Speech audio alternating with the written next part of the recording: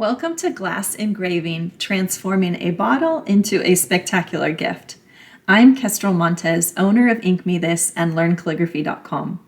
In today's mini course, I'm going to take you through my entire process for creating an engraved wine bottle that will be treasured forever. I'll show you all the supplies I use, my design process, my engraving steps, and stick around until the end for my super secret trick for cleaning up tiny imperfections. The best part about engraving is that it's permanent. Unlike permanent inks or vinyl decals, engraving will never scratch or fade or peel off. And engraving is a fabulous opportunity for calligraphers to apply their skills to a whole new set of surfaces. If later you want to engrave on other types of glass, metals, some woods, stone, ceramic, I have a full-length course called Engraving Basics to Beyond. And engraving is also a great way to expand your calligraphy service offerings. When you're ready to engrave professionally, in my course Going Pro, I teach you about engraving for luxury brands like Gucci and Dior, doing live engraving events, and taking private in-studio commissions. For now, make sure you download the PDF I've created with clickable links to all my supplies and resources to keep learning. Mostly, I really hope you love engraving. Please follow me on Instagram at InkMeThis. Don't forget to take pictures of your work and tag me on your posts because I love seeing what other people make. Please also join my email list so we can stay in touch. I'm always happy to answer follow-up questions. But first, let's get started making that stunning wine bottle. Let me show you everything I'll be using today. I'm going to engrave on this Annandale Estate Pinot Noir. You can use any bottle, liquor, wine, olive oil. Just don't use champagne because of the pressurized bottle. I engrave on top of a micro bead pillow. That not only gives me a nice stable surface to hold an irregularly shaped object, but it also will absorb the sound created from the friction of the burr against the glass. I like to cover the pillow in a dish towel so that I can easily throw it in the washing machine. That also protects my pillow because I have poked a couple holes in it by accidentally touching it with the engraving burr. I'll be using the InkMeThis engraving machine. It has a micro motor rotary engraving handpiece that is a brushless motor, so it creates no vibration in my hand. It's capable of going up to 35,000 RPM, but I'll show you the speed settings that I use for different steps of the process. For drafting, I have some paper, a pencil.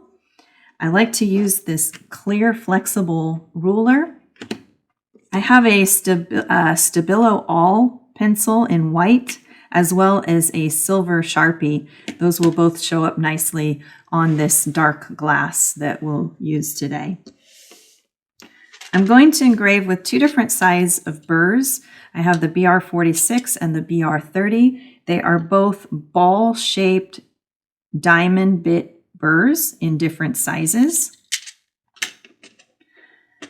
I have some solid form Burr Life lubricant. This will make the burrs last a little bit longer and glide a little nicer on the surface of the glass.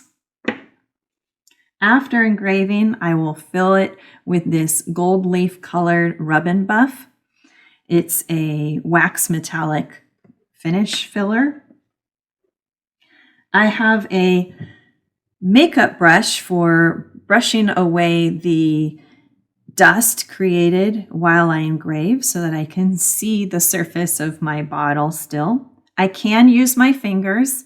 The glass dust is very fine and soft. It's not splintery at all. But if I use my fingers, I may accidentally wipe away some of my draft. I have Q-tips for applying the rub and buff, and then rubbing alcohol for cleanup of both the Sharpie and the Rub and Buff. I like to keep my rubbing alcohol in one of these touch top bottles that you see manicurists use for nail polish remover. Paper towels, and my mask and eyeglasses for safety protection. I'm not going to wear my mask today or it will muffle my voice during filming. A little bit of dust inhalation is not going to be so bad, but you certainly don't want that in your lungs over time and building up. And I need reading glasses to be able to see close up anyways, so those will double as some eye protection. That is everything that I will be using to create this fabulous bottle today that will hopefully be a very treasured gift. My first task is to plan out the engraving. On this particular bottle, I have this nice area right here above the label. I'm going to measure that area so that I know what I'm working with. So I have about 4 inches of width above the label and the 2-inch span of my ruler. I can set the bottle aside for a minute and use paper and pencil to plan out my engraving. And just mark off a rectangular space that's roughly the size I have so I can visualize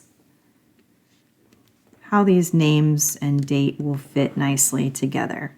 Every name and date is going to be different, so you just have to plan out the writing accordingly. Today I'm going to write the names Katie and Dan, and then established 2020. Those are actually the new owners of the Annandale Estate Winery, and they purchased the winery in 2020, so I thought that would be a nice use of this bottle.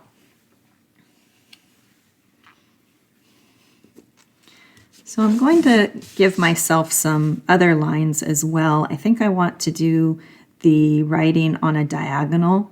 I just have a tendency to do that. So let's give myself a little bit of lines here, and normally about 3 millimeter X height is a pretty good size. I don't need to be exact. With this right now, I'm just sort of seeing how their names fit together. I'm going to give myself some room for the capital letter on top.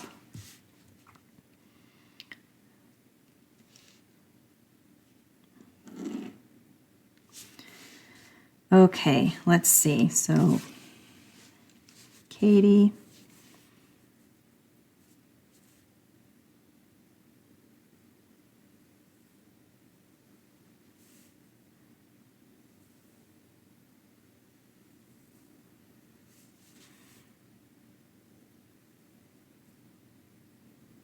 Don't know yet what I'm going to do with this part of the K, depending on where the name Dan falls.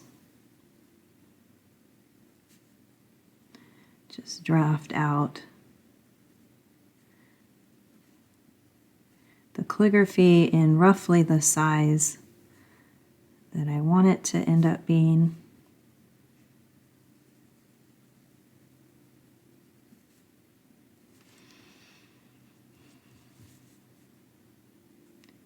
Don't know yet where I'm going to fit the date or the word and. I'm going to leave those things for last.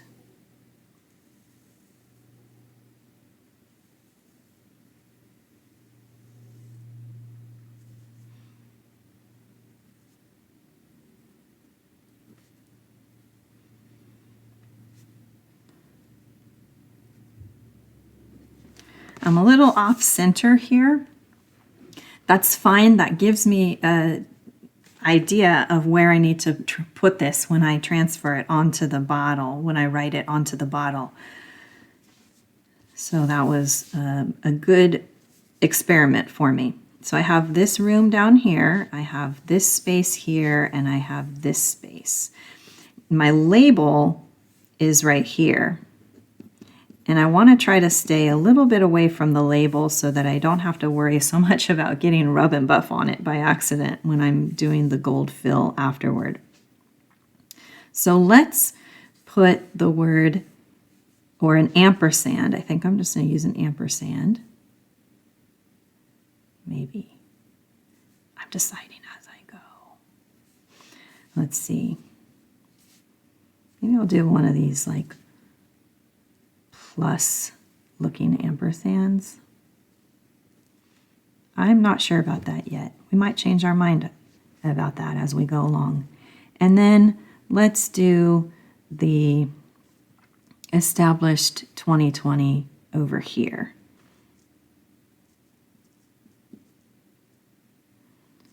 In this space.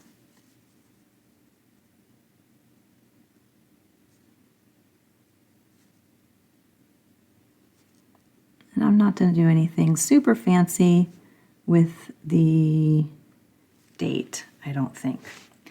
All right, something like that. Again, this paper draft is just to give me an idea of how their names fit together, how much space I need, because now I'm going to draft this onto the bottle using my Stabilo All pencil and the silver Sharpie. Okay, so let's transfer this to the bottle. I'm going to use my flexible ruler. You see why I like this one so much now? And my Stabilo All pencil to give myself my guidelines. I want to stay a little away from that label so I don't get any color fill on it later. So I can use my draft now to check my centering, see how wide the lettering needs to be in reality.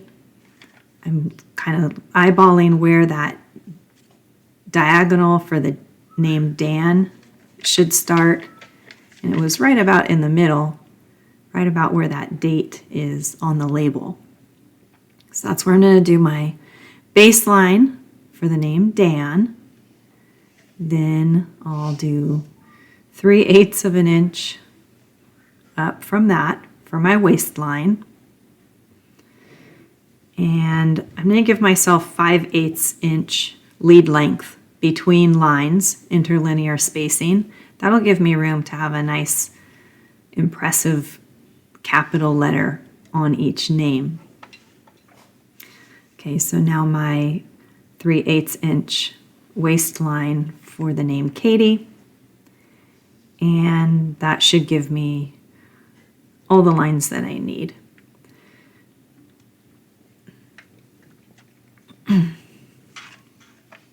All right, let's just check one more time. Kind of get myself my visual here. I'll keep it to the side where I can see it, just to refer to. This is the sort of planning that I have the luxury of doing when I'm working from home. I'm going to show you, you can even, if you want, add some slant lines. If that helps you, I don't normally do this, but you can quickly add a few slant lines as well if you want some help keeping your writing at a consistent slant. Just mark up this draft grid any way that's going to help you. All right, now I'm going to use that fine tip silver Sharpie to do the lettering on my bottle. And this is yet another opportunity that I can still make changes. I can see how things look for real on the bottle. Sometimes I do it on paper and then it just doesn't look the same on the curved surface. But that's okay. Any adjustments that I want to make with to the Sharpie, I still can. The rubbing alcohol will easily remove Sharpie. So if I don't get this quite right the first time, no biggie, just erase it and start over. When I'm engraving at home and I kind of feel like I have quote unquote all the time in the world, then sometimes I spend a lot of time on this drafting process before I'm happy with it. Whereas when I'm engraving live on site, I am on too much of a time crunch and I don't do all these drafting steps. I just kind of draw a couple quick lines and go for it. But for example, I can already see I'm not really liking the entrance stroke on that A. I don't like how it looks with the tail of the K. So I'm not going to actually engrave that stroke. I might add it at the end, but I want to see what it looks like first without the entrance stroke. Okay, I'm going to speed the video up at this point, or you are going to fall asleep on me watching me draft this bottle. So I think I want to do open shade script. So that's where what I'm kind of adding now to my lettering is the faux shades to my calligraphy, which I wouldn't normally add in pen at this point if I were going to do them filled. But because I want to leave them open instead of filled in, it sure is nice to just have that visual. Okay, now I got to add the name Dan and hope I'm in the right place.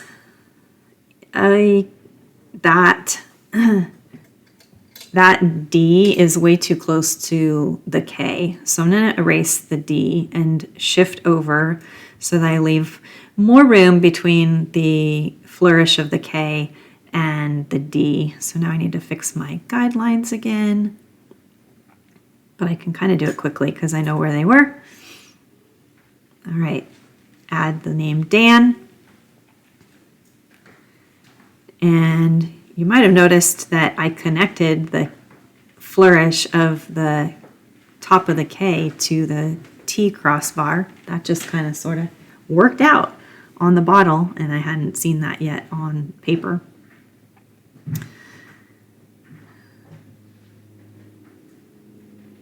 I love doing these shorter names because you kind of have ability to play with things more.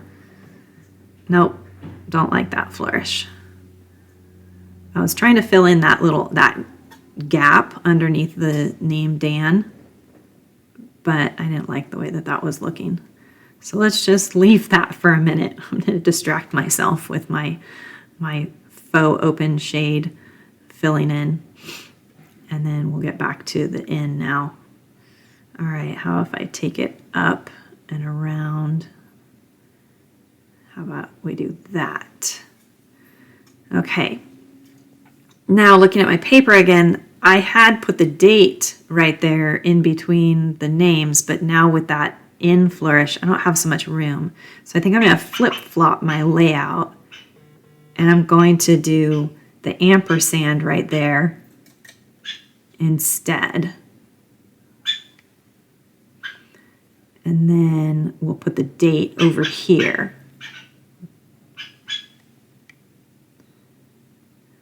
I think that will be a better use of the space. So all I need to do is my little EST period 2020. Okay, almost done drafting. Just need to add the date here. And it's going to fit just right in that space. Look at that. Got that 0 in there. Except that that's a messy 0. Let's fix that up. The more I can help myself with this draft, the better. So I'm first going to use the BR46, which is a pretty small burr. And I'm going to set my engraver to 35,000 RPM.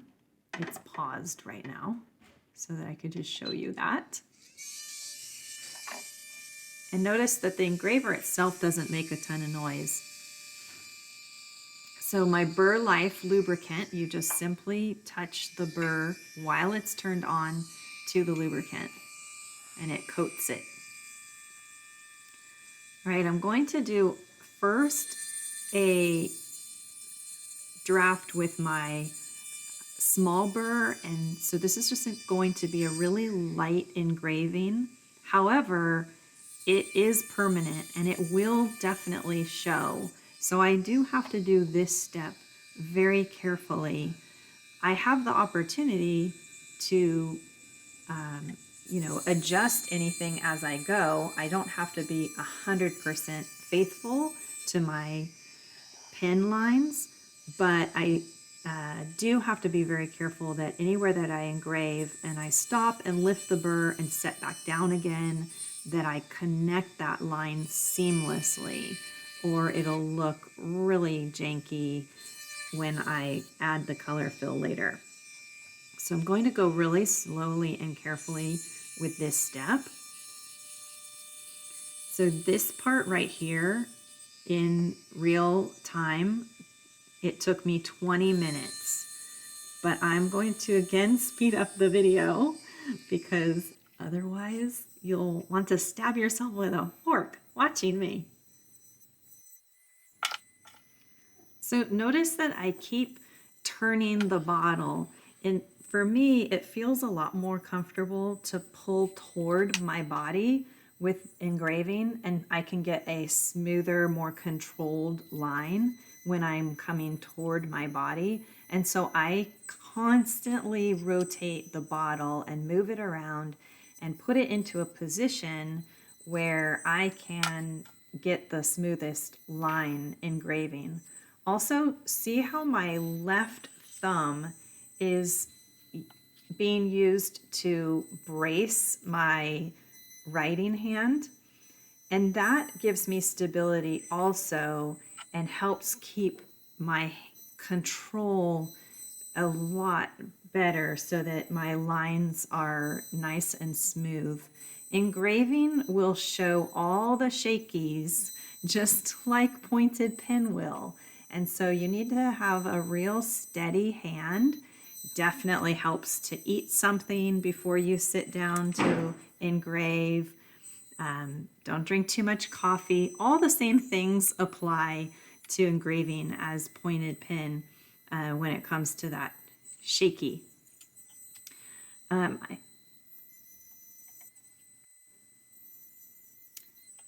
also notice that I'm kind of skipping around. I'm not really going in the same order for sure with my strokes as I do when I'm writing.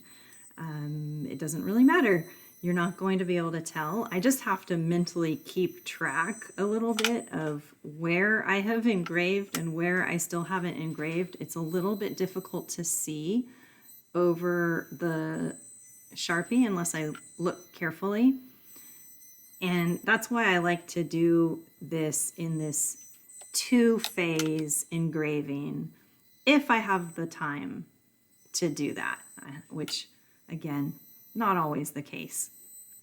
But I'm showing you here like my ideal process if I have time to do this. And you'll also see I keep wiping the powder from the engraving away with the makeup brush. That's just to help me be able to see it better. And if I use the brush, then again, I'm less likely to accidentally rub off the Sharpie draft. Okay, to do this little dot, I'm going to tip the bottle and just press the burr in, and that'll make it round. And then again, I like to do all of the horizontal lines. This S is fine. And then I'm going to rotate the bottle and do the vertical line of the E and the T. Don't worry about going in the right, quote unquote, right order with your strokes. Go whichever way it's easiest for you. I kind of lost my silver Sharpie from my hand rubbing on it so much. And because I can write on top of the silver, I'm going to try this black permanent marker just to kind of give me my guide again of those numbers. When you're engraving, sometimes the dust, it just makes it difficult to kind of really tell where you're going. And so I just like to help myself out when I can. Almost done.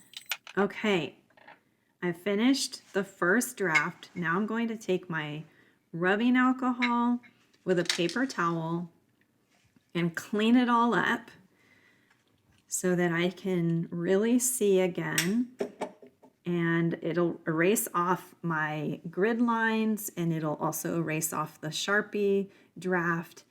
And it's going to look like the engraving disappeared because the wet engraving really doesn't show. Don't panic. It's still there.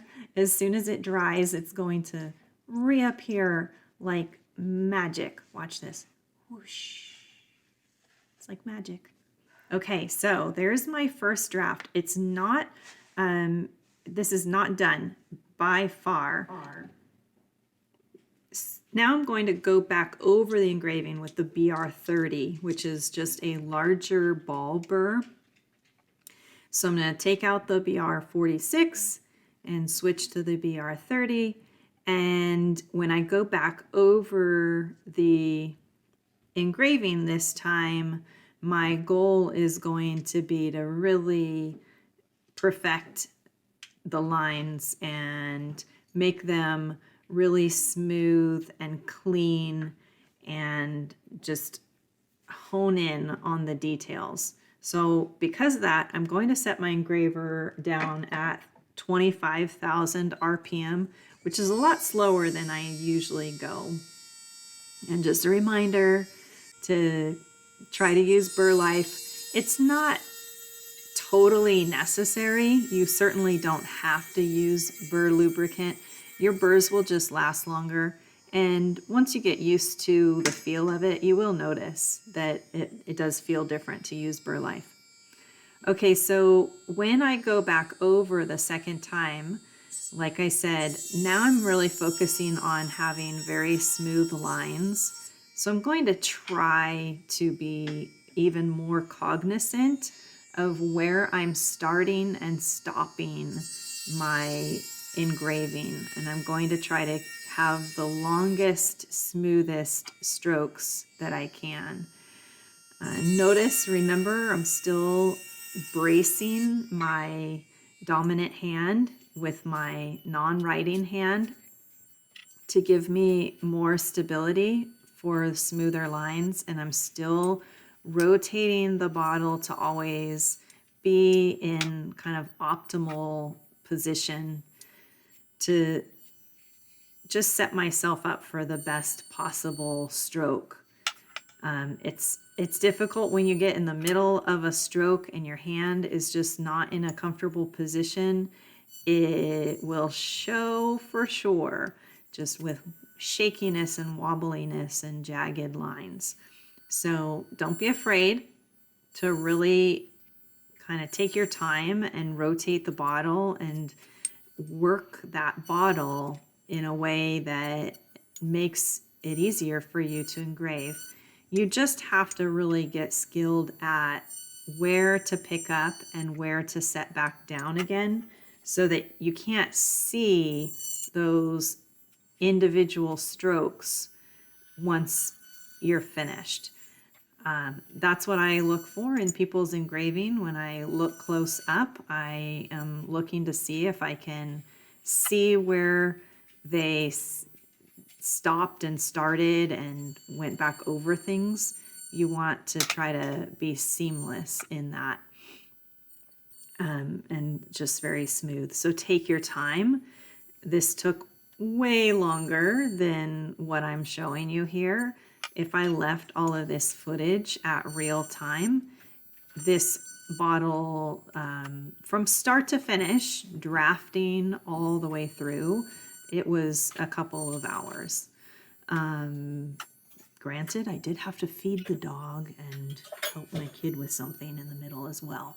But it's, when I'm really taking my time, I like to take my time about it. Okay, so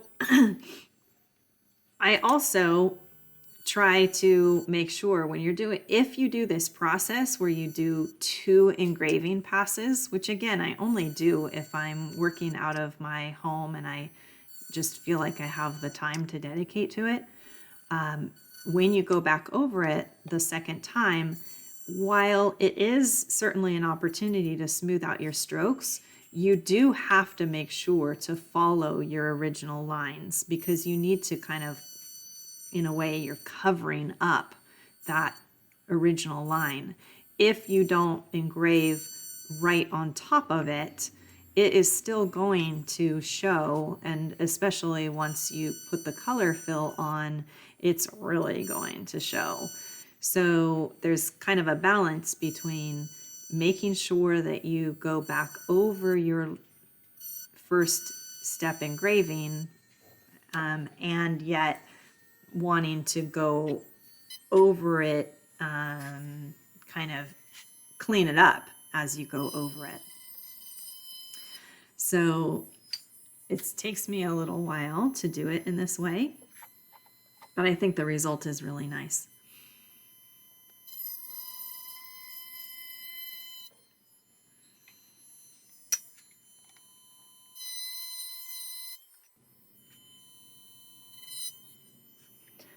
So I should mention that, I did pull out a brand new burr to use for this. When I'm doing a glass piece, I do like to use a new burr. Glass is pretty sensitive to the sharpness of your burr, whereas I can save a burr and use it later for other things like coated metal. I can use an older burr on and it doesn't matter, but for glass I like to use a new burr. And don't be stingy with your burrs. They cost like 25 cents each. So as soon as it starts to jitter or skip or just not create a smooth line, I toss it and pull out a new one, or I set it aside and save it for other projects like I mentioned, like coated metal. It's just not worth battling with. And if you want your engraving to look really nice, it's not worth skimping out on. So see, that part of the D flourish was missing on my original first pass, but that's okay. I can connect it through again on this time. I had enough of the lines there. I knew exactly where it needed to go. So it is your chance to fix and clean up and connect any of those lines that you might have missed on the first draft if you do this method. Also, pay attention as I go through that I'm trying, whenever possible, whenever my hand is cooperating with it, I'm trying to start and stop new strokes in a place where two lines connect or cross, because it won't be nearly as noticeable that way. So for example, see how I just started that A right where the faux shade line is going to come down, and that'll hide that connection point better if I'm not exact on. And same thing, once I get to this second part of the N right here, you're going to see that I do it there too. On that flourish, see, I picked up right there where those lines cross. Now on this N, I'll pick up right there, because now that is another juncture point. And then did you see that I just kind of ghost wrote that stroke to see how my hand was going to feel? And I almost made it, but then my hand just felt so awkward. I really needed to pick up and rotate the bottle and turn it around. Once I feel that my hand is in a really awkward position, I've learned to just stop, because if I keep going, I'm going to regret it. I know. I decided I needed another little swoop on the end of that E, clean up that entry to the A, decide if I want an entry on the A of Katie. I don't think so. And so pretty much done at this point. I've gone over all my lines and now I get to kind of admire it. But I notice I do have this hole in the design right here. So I use my pencil to be able to kind of draft out and decide what could fill that space. I'm not going to try to do a flourish that connects to anything because I don't have a good point for that. So I'm just going to add a little freestanding flourish, nothing exciting. And again, I'm going to start this at this juncture of the lines so that that will mask where I set down and pick up the burr better. And again, you'll see me kind of ghost writing some of the passes just to make sure that my hand is in a comfortable position. If you don't have burr life, some people will use water. I personally don't feel like that really works. If you think about it, the friction of the burr against the glass is creating, pretty extreme heat and just friction that will make that minimal amount of water evaporate really quickly. Because when you see people do that, they're just using a tiny bit, like a mist of it. I also need to be aware of the label on this bottle. This label is just a paper label. It's not coated. It's not waterproof in any way. It's just regular paper. So I have to be very careful of the label. Okay, done. Filled in that little spot. Now I can kind of go, phew, I made it. No catastrophes. And admire the bottle as a whole for a second. But now I'm going to clean it off one last time with rubbing alcohol again. And mostly because when you use the burr life, sometimes some of that paste gets into the engraving. And I just want to make sure to clean all of that out so that when I use the color fill, it is the color fill that is completely filling in the etched surface. And I'm going to use gold for this bottle because the bottle itself, if you notice on the label, it has gold embossing. So I always try to pick gold or silver according to what will coordinate well with the bottle itself, whether it's gold or silver accents to it. And I personally like the gold leaf color of Rub and Buff. They have a whole bunch of different golds, but I like the gold leaf. I think it's the brightest gold that they make. If you can't find Rub and Buff where you live, there are other brands of wax metallic fill. So you can search for wax metallic fill and see what you come up with. When you're working close to the label like this, be super careful. If I get any of this Rub and Buff on the label, it won't come off. There's nothing that I'm going to be able to do to get it to come off. So you might wonder why I don't have it taped off. Like I could put masking tape or washi tape along the top of the label to protect it. But because this is a paper label and it's printed on solid gray, like that gray of the label is not because the paper itself is gray, but because the surface of that sticker paper is printed gray. I'm worried that if I put tape on it, when I lift the tape off, I'm running the risk of it pulling some of that color off of the label and it ruining the label, which I don't want to find out about the hard way. So I am just going to be super careful. Another thing I have learned the hard way is also be careful with your paper towel. So when you're doing this buffing off process and your paper towel is getting dirty, be careful which direction you put that paper towel and not to put the paper towel itself over the label that's dirty with Rub and Buff. I've learned the hard way. And so now I've finished adding the color fill.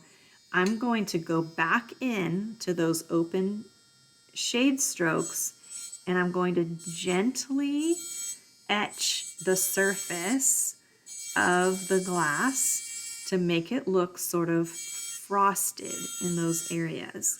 And I have to do this after I add the gold color fill because once I engrave now this second tone, I can't go back with gold or it'll stick to this part as well. So if I want to achieve this two-tone color effect, I have to do it in 2 stages.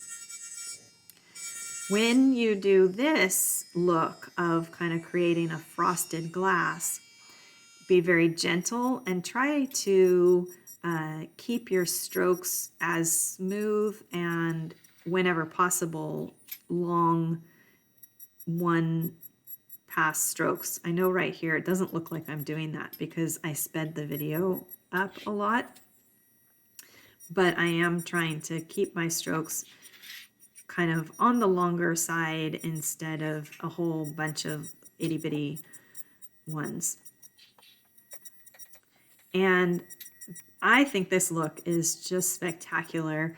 Again, it is something that takes longer, so on site at an event, unless it's a really slow event with hardly anything to do, I wouldn't be able to do this technique probably.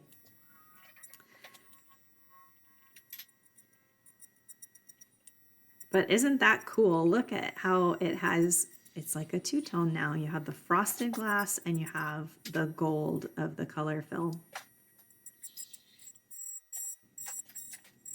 So see how I'm almost done now with this step of frosting the inside of my shades. And there's one more thing I want to do to really make this bottle extra nice. And that's what I was hinting at the beginning is my secret trick. I'm sure I'm not the only one that does it, but I haven't seen anybody mention this at all before. So see how there are some spots, if you look closely, where the engraving looks kind of jagged. And that's because sometimes the burr will create little chips in the glass. So if I take this permanent marker that has a very fine tip to it, I can cover up the gold fill that's stuck in those little spots because the glass had a chip, and that gold fill is going to go into every nook and cranny, whether I want it to or not. So I can just kind of, quote unquote, erase the gold fill by covering it up with this black permanent marker. And voila, the bottle is done and beautiful and ready to gift.